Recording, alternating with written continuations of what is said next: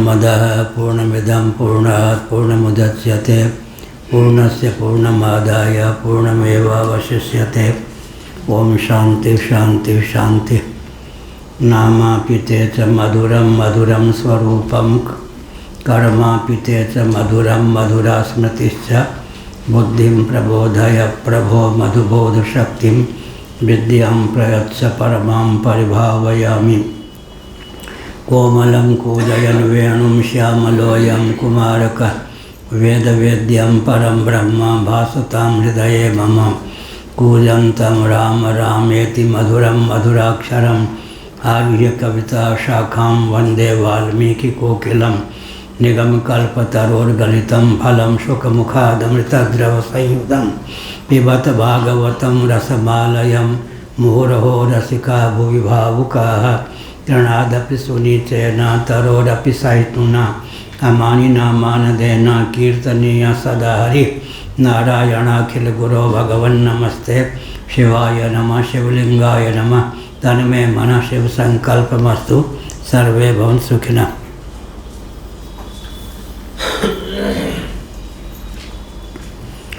वैशेषिकाणां यणुभ्यां संयुज्य द्व्यणुकमेकमारभ्यते तैस्त्रिभिर्द्व्यणुकैः त्र्यणुकमेकमारभ्यत इति प्रक्रिया। वैशेषिकों के पक्ष को उपस्थापित करते हैं वाचस्पति मिश्र भामतीकार। छहों दर्शनों पर इनकी लेखनी चली। सभी शास्त्रों में पारंगत विद्वान वाचस्पति मिश्र भामतीकार।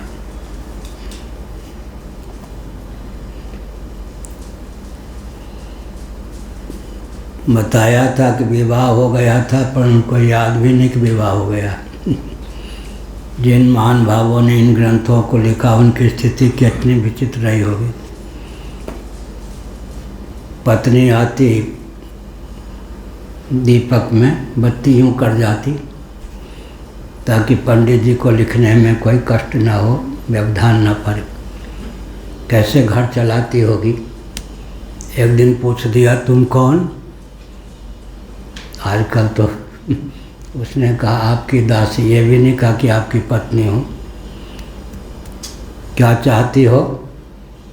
अब भाष्य की पंक्तियों को सुलझाने वाले भामतीकार के सामने उनकी पत्नी ने कहा नाम चले, माने वंश चले।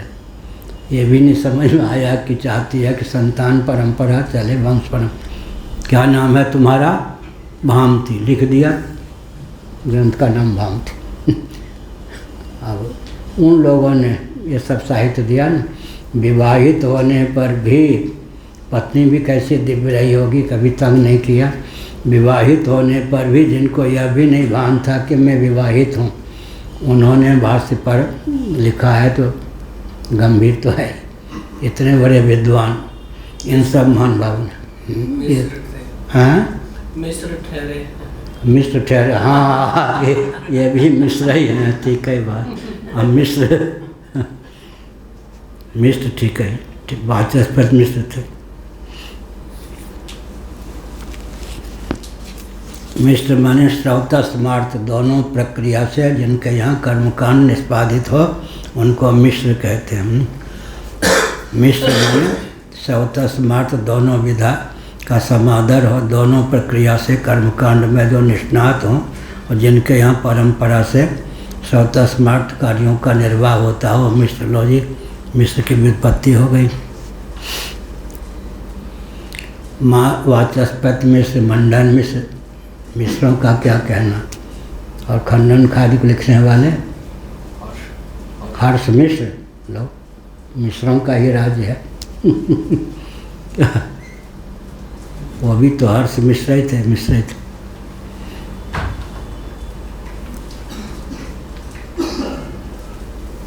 वैशेषिकाणां यणुभ्यां संयुज्य द्वणुकमेकमारभ्यते तैस्त्रिभिर्द्वणकैः त्र्यणुकमेकमारभ्यत इति प्रक्रिया। अब वैशेषिक का पक्ष, ये जो न्याय दर्शन, वैशेषिक दर्शन, योग दर्शन, सांख्य दर्शन, पूर्व मीमांसा, उत्तर मीमांसा, ये 6 जो हैं दर्शन वेदों को प्रमाण मानकर प्रवृत्त हुए हैं, इसलिए इनका नाम आस्तिक दर्शन है। चार्वाक, जैन और बौद्ध, ये 3 जो दर्शन हैं वेदों को प्रमाण न मान करके, इसलिए इनको नास्तिक दर्शन कहा जाता है। ईश्वर को माने या न माने, कोई वेदों को मानता है तो आस्तिक माना जाता है। पूर्व मीमांसक ईश्वर को नहीं मानते लेकिन वेदों को मानते हैं, इसलिए उनको आस्तिक कहा गया, नास्तिक नहीं कहा गया, यह अभिप्राय।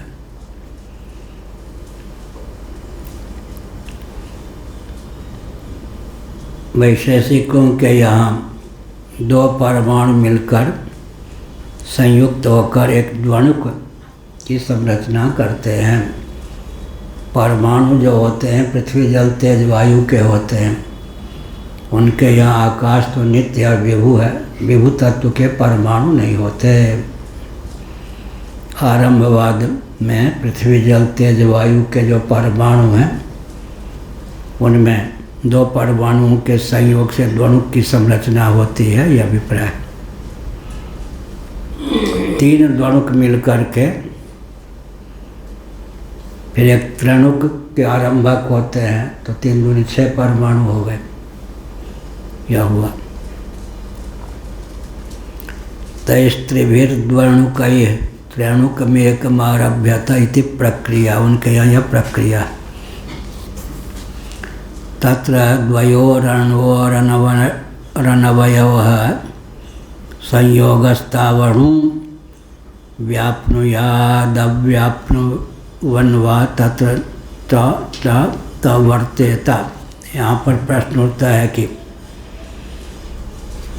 वो जो परमाणु हैं निरवयव हैं, तो निरवयव वस्तु किसी भी संख्या में आपस में मिलकर सावयव के जनक नहीं हो सकते।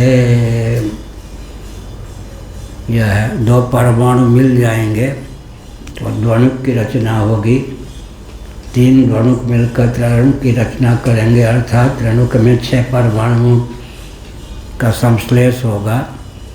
तो इस प्रकार से उनके यहाँ आरंभवाद में क्या होता है, सूक्ष्म से स्थूल की अभिव्यक्ति, उनके यहाँ क्या होता है, परिमाण बढ़ता जाता है, अल्प परिमाण से अधिक परिमाण की निष्पत्ति होती जाती है, यह है। और हमारे यहाँ सांख्यों के यहाँ, वेदांतियों के यहाँ जो होता है, विभु की अपेक्षा कार्य जो होगा अविभु होगा, कारण की अपेक्षा कार्य क्षेत्रफल में भी अविभु होता है, और यहाँ विभुता बढ़ती जाती है, यह अभिप्राय। दोनों प्रस्थान में भेद है। लेकिन वेदांतियों के यहाँ भी श्रीमद्भागवत आदि के अनुसार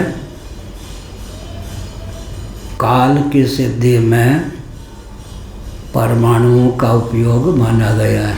कल हमने बताया श्रीमद्भागवत में सबसे सूक्ष्म काल परमाणु काल को माना गया है। तो सूर्य की रश्मियाँ जितने समय में पृथ्वी, जल, तेज, वायु के परमाणुओं को क्षेप लेती हैं, उन्हीं का नाम परमाणु काल है। नीचे से ऊपर बढ़ते जाते हैं, यह हुआ। काल की सिद्धि में परमाणुओं का योग श्रीमद्भागवत आदि को भी मान्य है। लेकिन प्रश्न उठता है, सूर्य के बाद का सूर्य उत्पन्न होंगे, उसके बाद उनकी रश्मियाँ विकीर्ण होंगी और परमाणुओं को व्याप्त करेंगी, तब तो काल की सिद्धि होगी। लेकिन उस काल का नाम ले लीजिए जिसके कारण सूर्य की उत्पत्ति हुई। क्या सूर्य की उत्पत्ति के पहले काल था या नहीं? सूर्य की उत्पत्ति के बाद सूर्य की रश्मियाँ अभिव्यक्त होंगी, सूर्य अपने मंडल में होंगे, लेकिन रश्मियाँ जो हैं ऊपर नीचे सब ओर व्याप्त होंगी। उन रश्मियों के द्वारा जब पृथ्वी जल तेज वायु के परमाणु छेक लिए जाएंगे तो उनका नाम कौन होगा? परमाणु काल होगा। काल के सूर्य की रचना के पहले, सूर्य की उत्पत्ति के पहले फिर क्या काल था या नहीं? काल था, वो काल और सूक्ष्म है। कल हमने उसकी व्याख्या की। कालो मायात्म संबंधात कालो मायात्म संबंध मूल काल हुआ, क्योंकि काल के ग्रास तो सूर्य चंद्र आदि भी हैं। सौर मास चांद्रमास ये सब जो है सूर्य चंद्र। अब अग्नि को लेकर काल की मीमांसा आजकल विलुप्त है। कारण क्या है? फिर एक वाक्य हम वैज्ञानिक धरातल पर बोलते हैं, सन्निकट सूर्य का नाम ही अग्नि हो जाता है, दूरस्थ अग्नि का नाम ही सूर्य हो जाता है। इसलिए अग्नि को लेकर के काल की मीमांसा आजकल प्राप्त नहीं है, कभी भले ही रही होगी। सन्निकट सूर्य का नाम अग्नि हो जाता है, दूरस्थ अग्नि का नाम सूर्य हो जाता है। यही सौरमंडल में जो ऋषि लोग रहते हैं उनका शिव विग्रह कितना दिव्य होगा। 50 किलोमीटर ऊपर ही चले जाएं तो जलना संभव, टिकना संभव है। सौरमंडल में जो ऋषि लोग रहते होंगे उनका शरीर कितना दिव्य होगा। सूर्य की रश्मियाँ भी उनको अग्नि के रूप में जला नहीं पाती। यह सब यह हुआ। तो परमाणु, यहाँ पर वेदांतियों के यहाँ भी परमाणु काल जब कहते हैं, यद्यप अपने सिद्धांत में परमाणु की स्वीकृति नहीं है, लेकिन परमाणु काल जब कहते हैं तब एक अंश में वैशेषिकों का सिद्धांत वेदांती भी मान लेते हैं, ज्योतिषी भी मान लेते हैं। तभी परमाणुओं की सिद्धि होगी तो परमाणु काल की सिद्धि होगी, ये अभिप्राय। वैशेषिकाणां दोनोभ्याम संयुज्य त्रणुकम एकम आरभ्यते। दोनों के योग से, दो परमाणुओं के योग से, दोनोभ्याम अणुभ्याम, दो अणुओं के, ये जो दोनों भी हैं अणु परिमाण परिमित भी होते हैं। दो अणुओं के संयोग से एक द्वणुक की संरचना होती है, और 3 द्वणुक के योग से त्रणुक की संरचना होती है। तो 3 दूने 6 परमाणुओं से त्रणुक की संरचना हो गई। इस प्रकार से तो उनके यहाँ भी काल की गणना होती ही है। इस प्रकार से काल। अब एक प्रश्न उठता है कि निरवयव हैं दोनों, कौन? परमाणु निरवयव होते हैं। निरवयव अगर किसी भी रेशियो या अनुपात में मिल कर के स्थूलता को कैसे प्राप्त कर सकते हैं? घुमा फिरा कर अनिर्वचनीय उत्पत्ति की मान्यता तो वैशेषिकों के यहाँ भी सिद्ध होती है। इसलिए हमारे पक्ष में ही दोषारोपण क्यों करें? कोई कहे कि तुम बहुत बोलते हो, मौन, तो कहते जब तुम बोलते हो, हमको मौन कह रहे हो, मौन रहो, तो तुम बोल रहे हो या नहीं? आखिर हमको मौन रहने के लिए कहा, उसमें भी जो तुमने वाणी का उपयोग किया, यह है। इस प्रकार समान वाचो युक्ति है, यह अभिप्राय। तत्र द्वयोरण्वोः अनवयवयोः संयोगस्तावणु व्यानुदव्यानुवन्वा तत्र न वर्तेत। बहुत सूक्ष्म अक्षर है। वह निरवयव भूत जो परमाणु हैं उनका संयोग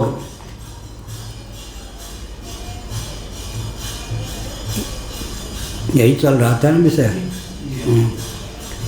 उनका संयोग कैसे होगा?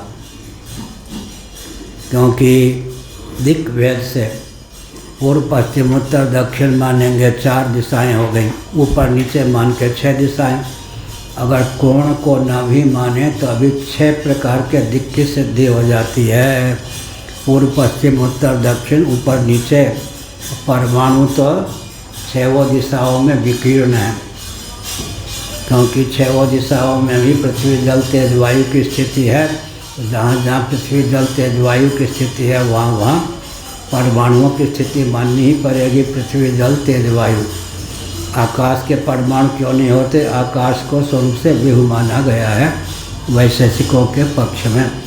पृथ्वी जल तेज वायु आकाश दिक् काल आत्मा और मन, मन को अणु परिमाण परिमित स्वतंत्र द्रव्य माना गया है।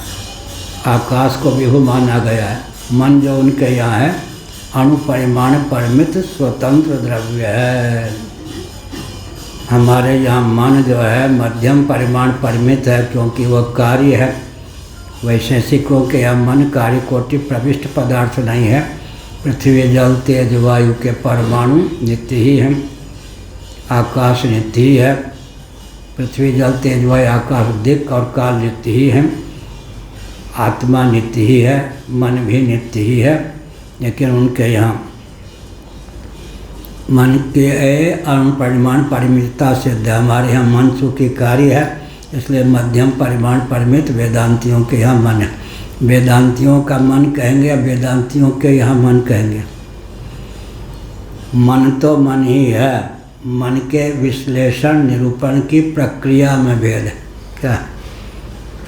मन के विश्लेषण की प्रक्रिया में भेद है। मन तो जैसा है वैसा है ही, वस्तु शक्ति ज्ञान की अपेक्षा नहीं रखती। क्या नियम है? वस्तु शक्ति ज्ञान की अपेक्षा नहीं रखती। श्रीधरी टीका, वस्तु शक्ति ज्ञान की अपेक्षा नहीं रखती है। जो वस्तु जैसी है उसको वैसे ही समझेंगे तो प्रमाण यथार्थ ज्ञान है। हम किसी और रूप में समझेंगे तो अन्यथा ज्ञान है। इसलिए वस्तु शक्ति ज्ञान की अपेक्षा नहीं रखती है। वस्तु का अनुगमन करना पड़ता है ज्ञान को। जो वस्तु जैसी है उसको उसी रूप में समझेंगे तो प्रमा की सिद्धि होगी, अन्यथा प्रमा की सिद्धि नहीं होगी। यह का तत्र द्वयोरणवोरनवयोः संयोग, दोनों जो अणु हैं वो तो निरवयव हैं। फिर दोनों का संयोग आप मानते हैं तो निरवयव का संयोग कैसे होगा?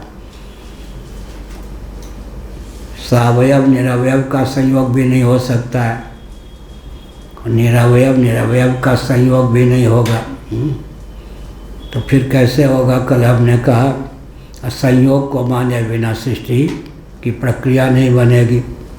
इसलिए सब जगह अनिर्वचनीयत्व की सिद्धि होगी। गीता का 13वां अध्याय, यावत् संजायते किंचित सत्वम स्थावर जंगमम क्षेत्र के संयोगा तद विधि वर्तर्षभ। क्षेत्र के संयोगा, क्षेत्र की लक्षणा किसमें जाके होगी? प्रकृति में। और क्षेत्र की लक्षणा किसमें जाके होगी? पुरुष में। मूल क्षेत्र कौन होगा? मूल प्रकृति को ही मूल क्षेत्र कहेंगे। मूल पुरुष कौन होगा? उस मूल प्रकृति में तादात्म्यपन्न जो चेतन होगा उसी का नाम पुरुष होगा। वो एक होगा या अनेक होगा, विभु होगा या अविभु होगा। इसलिए जिनकी दृष्टि क्षेत्र का अनुसंधान करते करते प्रकृति को ही जो क्षेत्र मानते हैं, जानते हैं, तो उस प्रकृति को जानने वाला पुरुष स्वयं को क्षेत्रज्ञ मानते हैं। उनमें एकत्व विभुत्व की सिद्धि होगी या नहीं? इसलिए उपद्रष्टानुमंता च भर्ता भोक्ता महेश्वर परमात्मेति चाप्युक्त देहेस्मिन् पुरुषः परा। भोपाल पहुँच गए। इतनी देर में भोपाल पहुँच गए, हवाई जहाज से पहुँच नहीं सकते थे।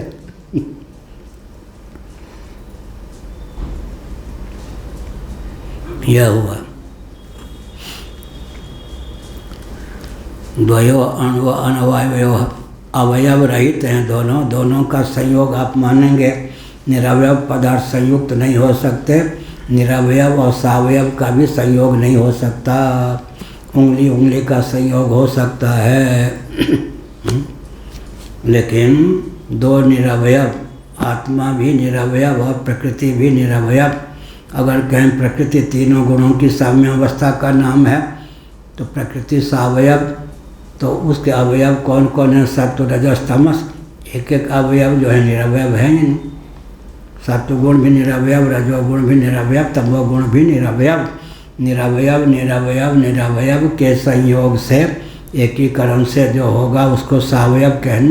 केवल नाम उसका सावयव होगा या तत्वतः वो सावयव होगा? क्या जिस कारण है ना, सत्व रजस तमस तीनों गुण जो हैं निरवयव हैं, उनकी साम्यावस्था का नाम प्रकृति है। प्रकृति को सावयव कहेंगे सत्व रजस तमस के योग से, लेकिन सत्व रजस तमस जब स्वयं ही निरवयव हैं तो तीन निरवयव के मिलने पर सावयव की सिद्धि होगी या निरवयवता ही रहेगी। कहने को सावयव, वस्तुतः टटोलने पर निरवयव है। इसका अर्थ क्या है? शास्त्रार्थ क्या हुआ? कोई भी सृष्टि की प्रक्रिया मानेगा तो अंत में उसको अनिर्वचनीयता स्वीकार करनी पड़ेगी। अनिर्वचनीयता को स्वीकार किए बिना वैश्विक से प्रस्थान भी नहीं होगा, न्याय प्रस्थान की भी सिद्धि नहीं होगी, सांख्य आदि प्रस्थानों की भी सिद्धि नहीं होगी। इसलिए सृष्टि की उत्पत्ति मत मानो मीमांसकों के अनुसार। न कदाचित अनिदृशम जगत, कभी ऐसा नहीं था कि जगत ऐसा नहीं था। लेकिन यहाँ पर भी मीमांसकों का पक्ष दुर्बल कौन होगा? कौन से मीमांसक? पूर्व मीमांसक। पृथ्वी जल तेज वायु प्रत्यक्ष प्रमाण के विषय हैं या नहीं? जो दृष्टिगोचर पृथ्वी जल तेज वायु, इनमें सावयवत्व है या नहीं? दृश्यत्व है या नहीं?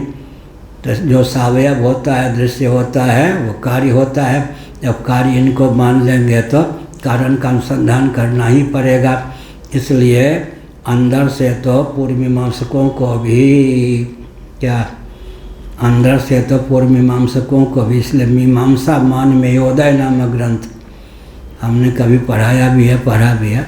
मीमांसा मान मेयोदय, मीमांसा मान मेयोदय नामक ग्रंथ का अनुशीलन करने पर अंत में पूर्व मीमांसकों को भी प्रक्रिया अपनानी ही पड़ती है।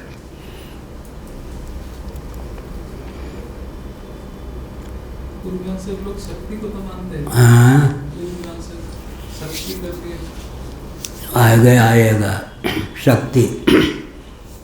क्या हुआ? शक्ति, शक्ति क्या चीज़ है? कार्योत्पादनी शक्ति। कहाँ नहीं मान्य? वक्ता में अगर वक्तव्य देने की क्षमता या शक्ति ना हो तो बोल सकता है क्या?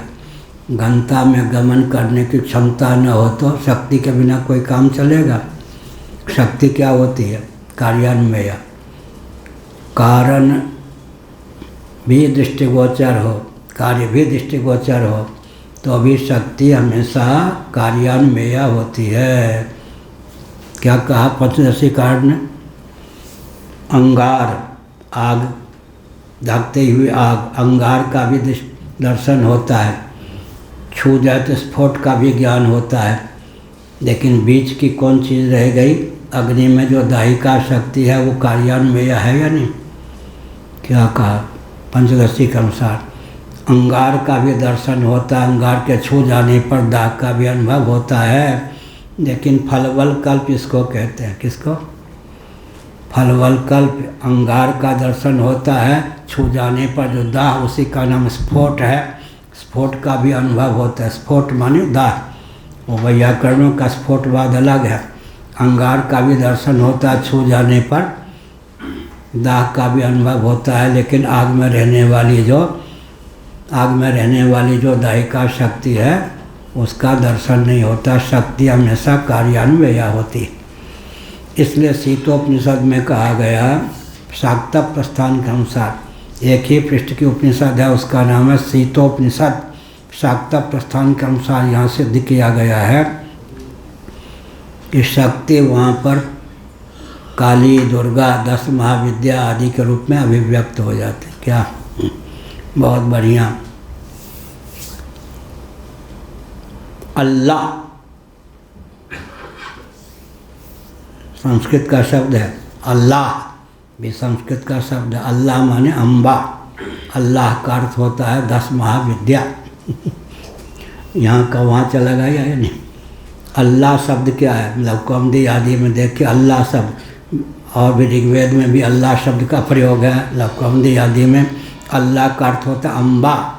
अल्लाह कह देंगे बहुवचन में तो उसका अर्थ हो जाएगा 10 महाविद्या। इस बात को सुन के मुसलमान बड़े प्रसन्न हो गए। तो शंकराचार्य ने हमारा समर्थन कर दिया।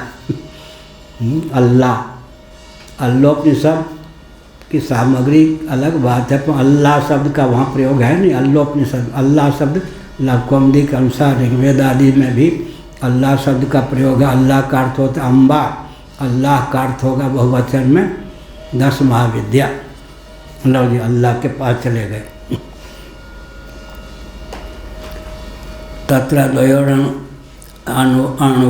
अनवयवः संयोगः तावरुं व्याप्नुयाद अव्याप्नुयाद वा ततः वर्तेत। यह वो व्याप्त करके संयुक्त होकर तनुकारंभ करते हैं। निरवयव जो परमाणुओं का संयोग मानेंगे अपनी पूर्व पश्चिम उत्तर दक्षिण इत्यादि दिशाओं में, उसकी व्याप्ति होगी या नहीं होगी यह मानना पड़ेगा।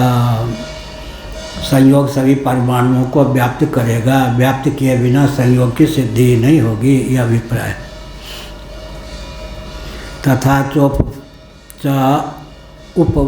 उपर्याधा पार्श्वस्था षडपि परमाणवः समान देशा इति प्रतिमानुपपत्तेः अणुमात्रा पिंड प्रसज्येत। प्रतिमा माने स्थूलता का अर्थ होता है, स्थूलता। इस प्रकार निरवयव जो परमाणु होंगे उनका संयोग दोनों परमाणुओं, एक परमाणु का अपनी पूर्व पश्चिम उत्तर दक्षिण इस प्रकार ऊपर नीचे 6 दिशाओं में विद्यमान 6 परमाणुओं के साथ संयोग होगा, तब इस प्रकार से सभी परमाणुओं को व्याप्त करेगा। व्याप्ति के बिना तो संयोग की सिद्धि नहीं होगी। व्याप्ति न होने का अर्थ क्या है? संबद्ध न होना। व्याप्ति होने का अर्थ है संबद्ध होना। न हि अस्ति संभव स एव तदानीं तत्र वर्तते न वर्तते चेति। तथा च उपर्यदा पार्श्वस्था षडपि परमाणवः समान देशा इति प्रतिमानुपपत्तेः। प्रतिमा माने स्थूलता की अनुपपत्ति हो जाएगी। अणुमात्रा पिंड प्रसज्येत। निरवयव पदार्थ किसी भी अनुपात पे मिलें तो वस्तुतः वे क्या करेंगे?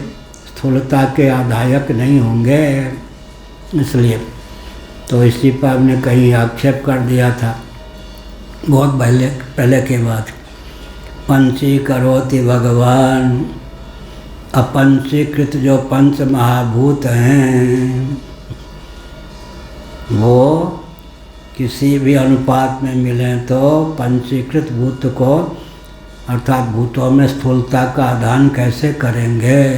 क्या अपंचीकृत पंच महाभूत में क्या होगा? एक भूत का अपना 1/2 हिस्सा रहेगा। भूत कितने हैं? 5 भूत हैं, पृथ्वी जल तेज वायु आकाश। तो अपंचीकृत भूत 1/2 अपना हिस्सा, बाकी जो 1/8 1/8 1/8 1/8 चारों को दे दिया। 1/8 1/8 1/8 1/8 1/8 प्लस 1/8 प्लस 1/8 प्लस 1/8 इजकल टू 1/2 1/2 प्लस 1/2 इजकल टू 1। यह हुआ ना। आधा हिस्सा अपना रहेगा 1/8 1/8 1/8 चारों को चला जाएगा। ये पंचीकरण। अपना हिस्सा आधा, बाकी का 1/8। अब ये विचित्र बात, इस समय जो आकाश है वो पंचीकृत है या पंचीकृत? बोलो अमेरिका वाले श्याम। भाषा में कठिनाई होगी उधर के केरल आदि के। पंचीकृत मतलब नहीं है, समझ में नहीं आया। हाँ क्यों समझ में आएगा? इस समय जो आकाश है इस समय वो पंचीकृत है या पंचीकृत? बोलो ये चैतन्य। पंचीकृत है। पंची ठीक कहा, सुनते हैं बैठ। लेकिन इस आकाश से 1/8 पृथ्वी 1/8 जल 1/8 तेज 1/8 वायु को निकालना संभव है क्या? पंचीकृत आकाश मनाने वाले भी भगवान, और अनुपात का जो निश्चय हुआ इस समय जो आकाश है स्थूल है या नहीं? पंचीकृत आकाश है या नहीं? इस पंचीकृत आकाश में कितना भी बुद्धिमान हो, वैज्ञानिक हो, 1/8 पृथ्वी का हिस्सा निकाल लेगा, 1/8 जल का हिस्सा निकाल लेगा, 1/8 अग्नि का हिस्सा निकाल लेगा, 1/8 वायु का हिस्सा निकाल लेगा, 1/2।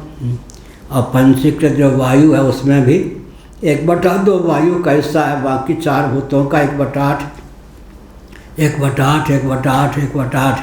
इसीलिए पंचदशी में के लिए क्या लिखा है? पंचीकरोति भगवान। भगवान के ही बस की बात है कि वो पंचीकरण कर दें, हम आप कर ही नहीं सकते, किसी जीव की देन नहीं है यह।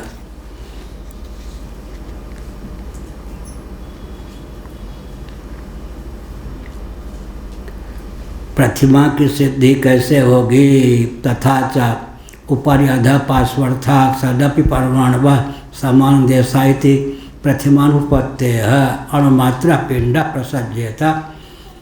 अनुपात में मिलने पर भी प्रतिमा माने प्रतिमा पृथुता की, स्थूलता की अभिव्यक्ति नहीं होगी, क्योंकि निरवयव वस्तु किसी भी अनुपात में मिलकर सावयवक नहीं हो सकते और सूक्ष्म स्थूलता के अभिव्यंजक संस्थान नहीं हो सकते। सार क्या निकला? सृष्टि की उत्पत्ति का वर्णन, स्थिति का वर्णन, समृद्धि का वर्णन जो भी करेगा, आखिर उसके यहाँ अनिर्वचनीय ख्याति की प्राप्ति होगी ही, कहीं न कहीं जाकर वाणी मौन होगी ही। तो जब आपके यहाँ भी इस प्रकार की व्यवस्था है तो हमारा सिद्धांत तो सर्वतोभावेन शास्त्रानुकूल है, फिर हम पर ही आक्षेप क्यों करते हो? पाई जी तुसी प्रेम नाल बताओ। पंजाबी में कहेंगे पाई जी तुसी प्रेम नाल दसो। हमारे से पाठी प्राय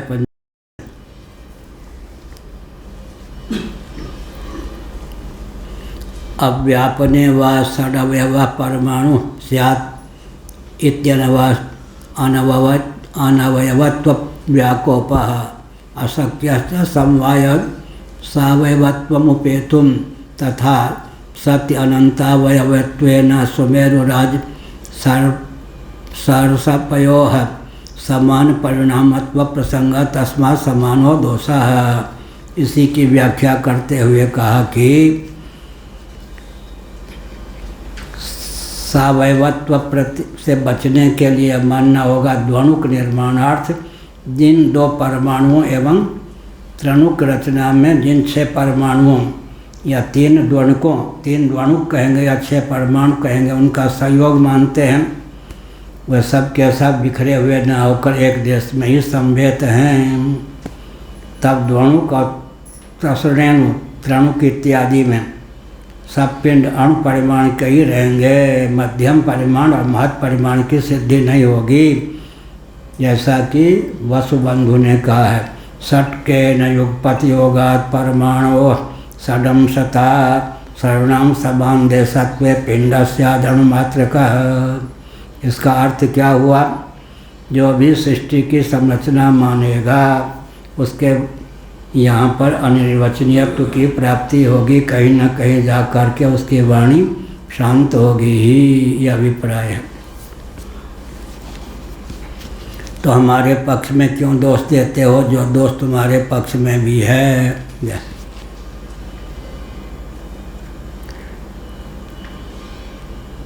आपात मात्रेण साम्यम उक्तम परमार्थतस्तु भाविकम परिणामम व कार्य कारण भावम वेक्षता में स दुर्वारो दोषो न पुनः अस्माकं मायावादिनाम इत्याह। यह आगे कहा, क्या कहा? आपात मात्रेण साम्य मुक्तम। साम्य का जो वर्णन किया भगवान शंकराचार्य ने, आपातता है, वस्तुता नहीं, परमार्थता नहीं, यह हुआ।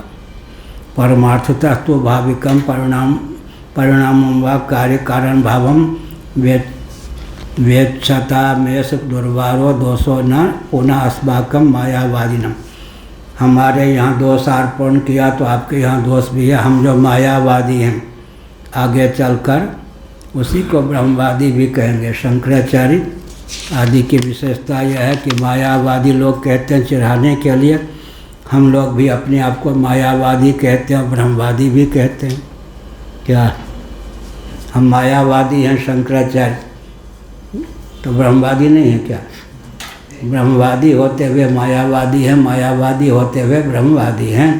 ब्रह्म शक्ति रेव प्रकृति मायाम तो प्रकृति विद्यात्। इस तरह से मायावादी माने माया के द्वार से सृष्टि की संरचना इत्यादि की संगति लगाते हैं।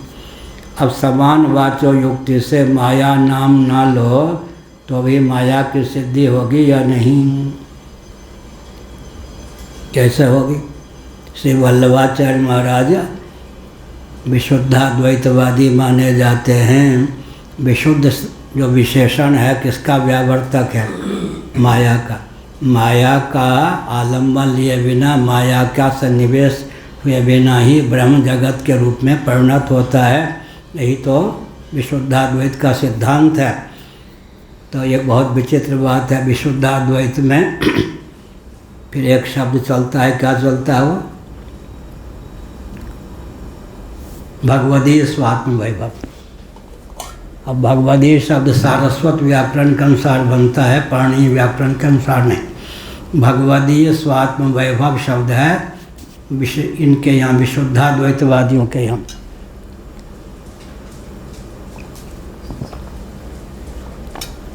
अब प्रश्न उठता है, ठीक है, मायावाद से बचने के लिए आपने भगवदीय स्वात्म वैभव शब्द का प्रयोग किया।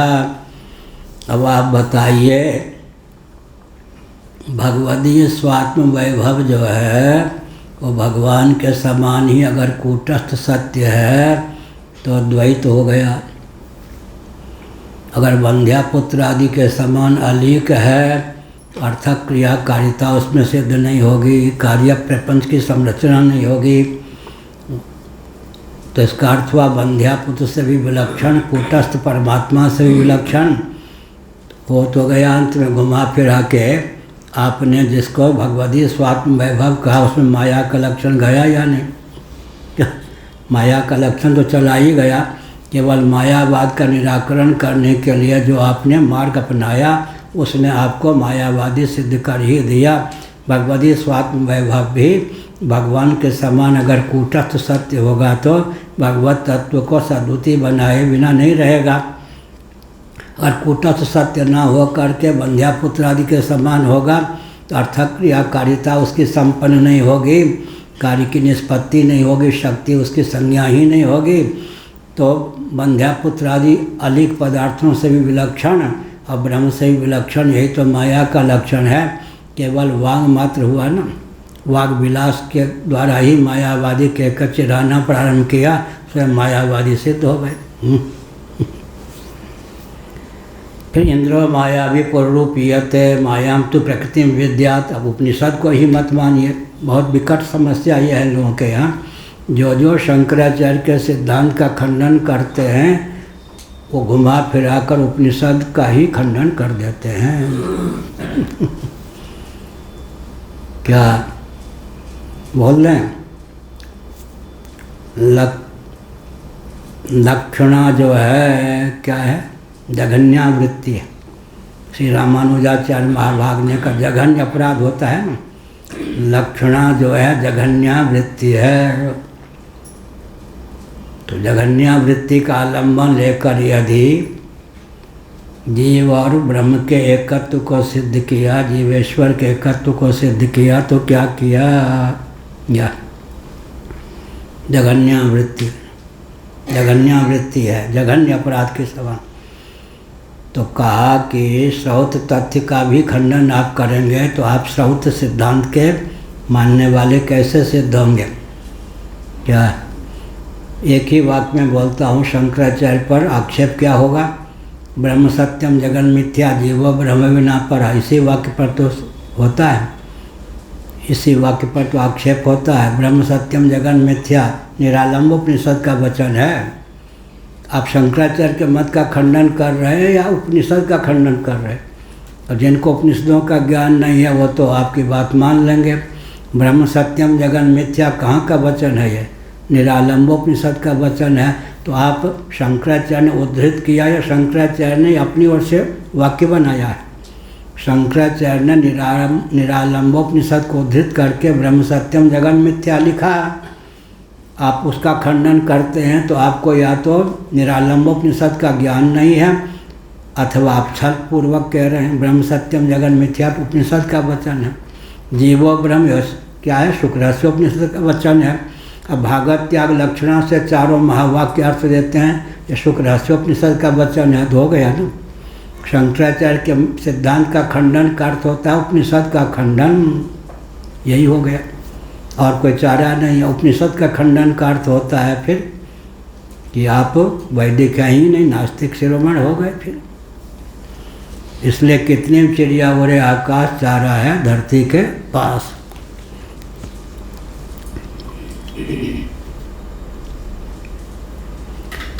आपात मात्र न साम्य मुक्तम परमार्थतस्तु मायिकम भाविकम परिणामम व कार्य कारण भावम वेक्षतामेव स दुर्वारो दोषो न पुनः अस्माकं मायावादिनाम। आप लोगों के यहाँ जो इस प्रकार आरंभवाद को माना गया, आपके पक्ष में यह दोष है। वस्तुतः तो हमारे पक्ष में हम मायावादी हैं। माया के द्वार से सारा काम बन जाता है, कुछ बिगड़ता नहीं। माया सब काम बना कर देती है, कुछ बिगाड़ती नहीं। यही माया की विशेषता है। उदाहरण के लिए हमने कहा था, कल भी कहा, आज भी कहा, परसों भी कहा, क्या कहा? मृन्निष्ठ जो स्निग्धता नाम की शक्ति है, उसकी विद्यमानता से मिट्टी सद्गति नहीं होती और घटादि कार्यों के योग से भी मिट्टी सद्गति नहीं होती। कोई भी शक्ति अपनी विद्यमानता से अपने आश्रय शक्तिमान या शक्ति को जहाँ सद्गति नहीं होने देती, वहाँ अपने कार्यों की विद्यमानता से भी अपने आश्रय शक्तिमान को या शक्ति को सद्गति नहीं होने देती। यही माया की लोकोत्तर चमत्कृति है। कहो चैतन्य जी। याद है तभी आप कहोगे, सुनते हो। अमेरिका वाले हंस रहे। श्याम, हाँ। मृनिष्ठ जो स्निग्धता नाम की शक्ति है, वह अपनी विद्यमानता से अपने आश्रय शक्तिमान अर्थात मिट्टी को सद्वितीय नहीं करती और अपने घटादि कार्यों के विद्यमानता से भी मिट्टी को सद्वितीय नहीं करती। एतावता निष्कर्ष क्या निकला? कोई भी शक्ति अपने आश्रय शक्ति या शक्तिमान को अपने विद्यमान से या अपने कार्यों से सद्वितीय नहीं करती। तो सब कुछ बन गया, बनने पर भी द्वैत नहीं हुआ। यही ना बैठ।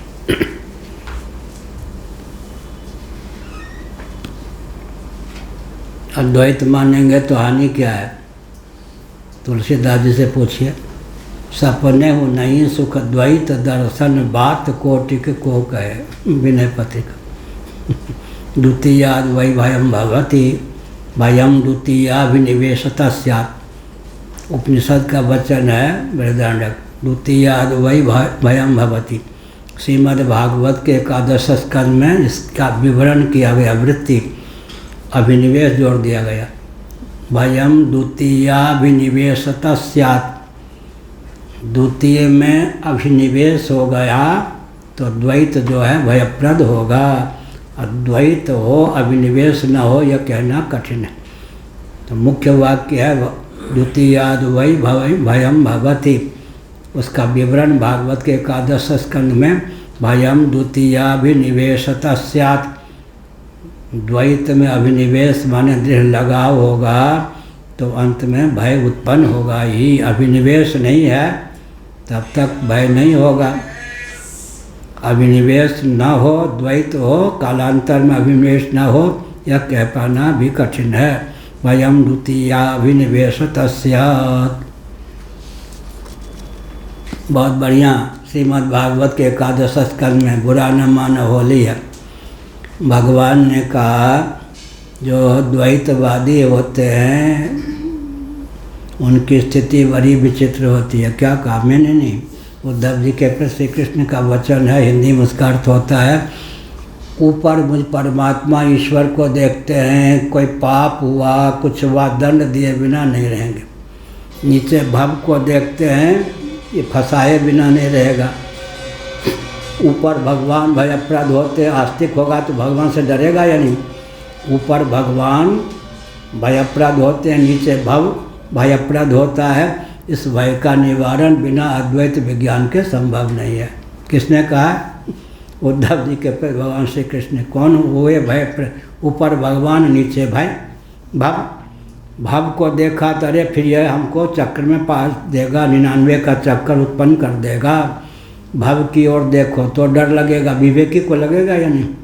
भगवान की ओर देखा, कोई पाप होगा, हिलन डुलन हो गया तो दंड लिए बिना काल जासु को दंड। तुलसीदास ने कहा भगवान के धनुष बाण क्या है? काल।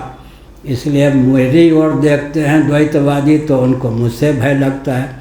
आस्तिक होते हुए जो द्वैतवादी हैं, भव की ओर देखेंगे तो डर लगेगा, भगवान की ओर मेरी ओर देखेंगे तो भय लगेगा। उस भय का निवारण अद्वैत बुद्धि के बिना संभव नहीं है।